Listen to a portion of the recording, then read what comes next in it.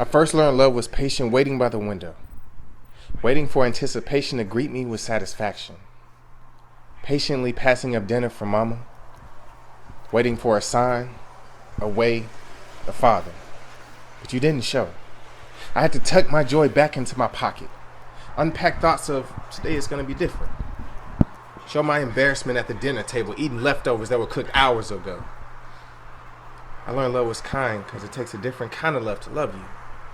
Sometimes it's being really nice, having that same energy return, but with you, it's making up excuses to mom why things are the way they are, even though I know she's not buying it.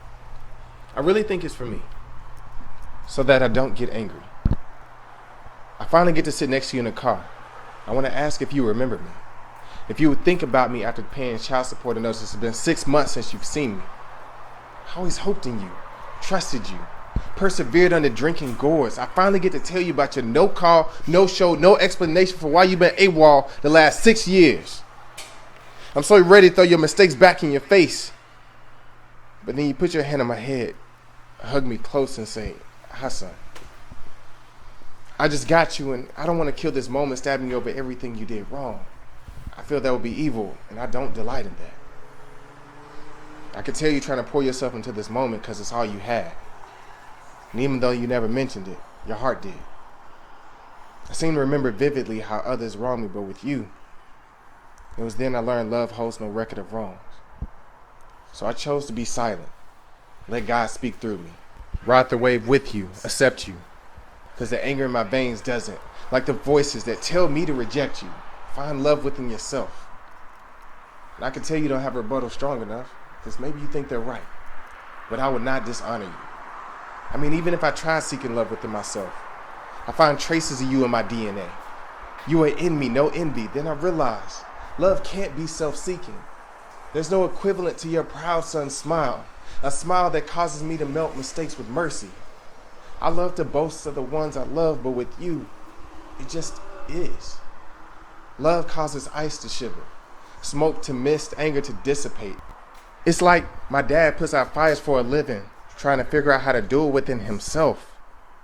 But there's no fire anymore. I'm not easily angered by you anymore. I see through you, Dad. And I know there's more to you than that. I know there's a man trying to make it, dreams that didn't. Prophecies that spoke you wouldn't become anything shall cease.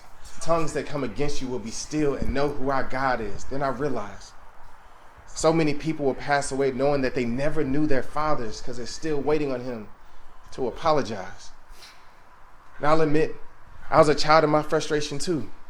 Reasoning like a child, though it took 25 years to get it right, 25 generations to stop the cycle. Now I am a man full grown in my forgiveness, putting that childish resentment behind.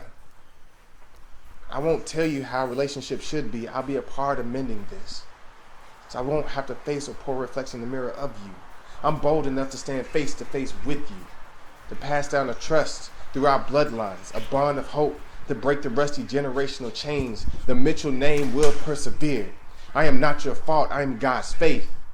I said I am not your fault. I am God's faith. And you and I is a new reflection. Love is like broken promises blended with blessings. So you may mess up forever and ever and ever. But I forgive you 7 times 7 times 7. Because love never fails. And neither will our bond of hope.